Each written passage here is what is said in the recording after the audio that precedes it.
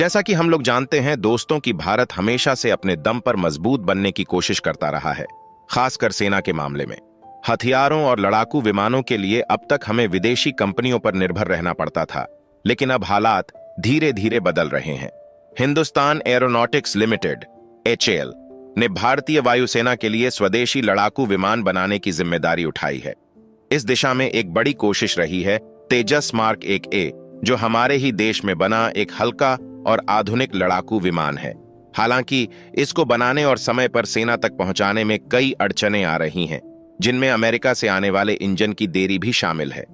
तेजस Mk1A के लिए America की जनरल इलेक्ट्रिक GE कंपनी के बनाए F44 टर्बोफैन इंजन का इस्तेमाल किया जा रहा है, पर इसमें बड़ी समस्या ये रही कि अमेरिका से इंजन की सप्लाई समय पर नहीं हो पाई। इसकी वजह से तेजस विमानों का उत्पादन समय पर नहीं हो सका। यह देरी कई सालों तक चलती रही, लेकिन अब जाकर कुछ अच्छी खबर आई है। वहीं दोस्तों, पूरा अपडेट क्या है इस वीडियो में जानते हैं।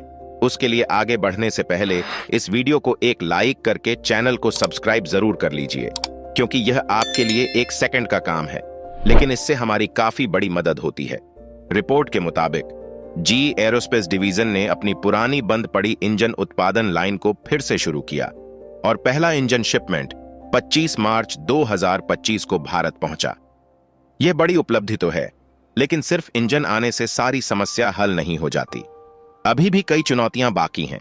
तेजस Mk1A का निर्माण तेज करने के लिए हिंदुस्तान एरोनॉटिक्स लिमिटेड (HAL) ने अपनी पूरी ताकत झोंक दी है।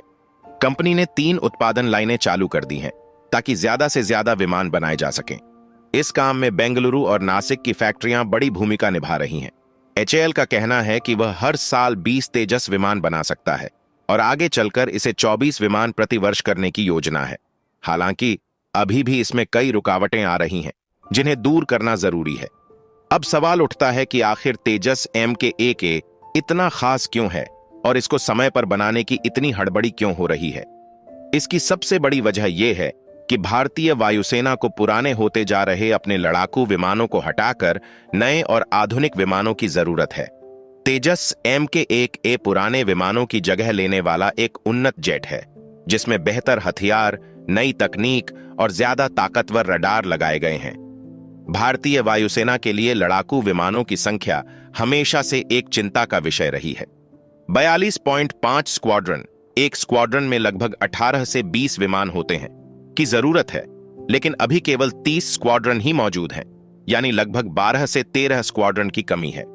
इस वजह से भारतीय वायुसेना को जितनी जल्दी हो सके नए विमानों की जरूरत है।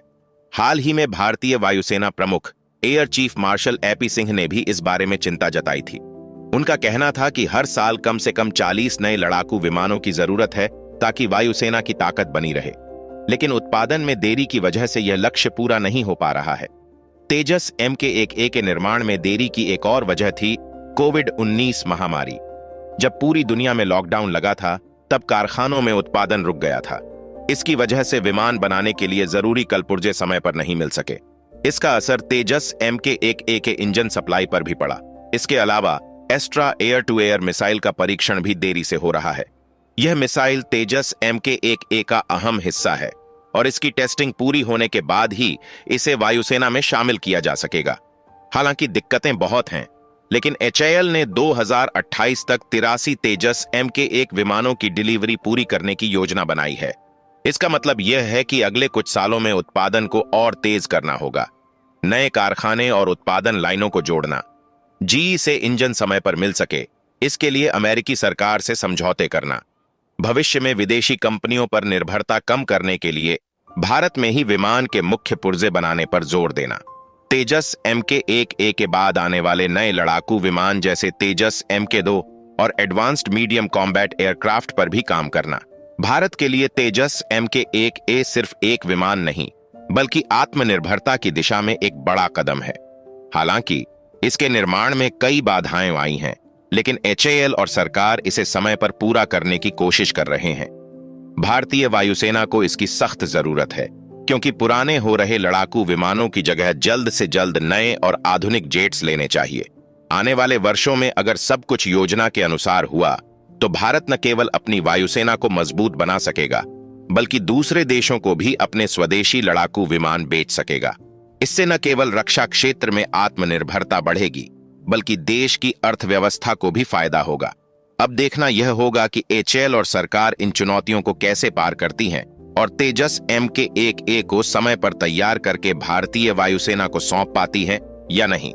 वही दोस्तों, अगर यह वीडियो आपको अच्छा लगा तो हमारे चैनल को लाइक और सब्सक्राइब जरूर करें और अपने करीबी दोस्तों को शेयर जरूर करें। जय हिंद, जय भारत।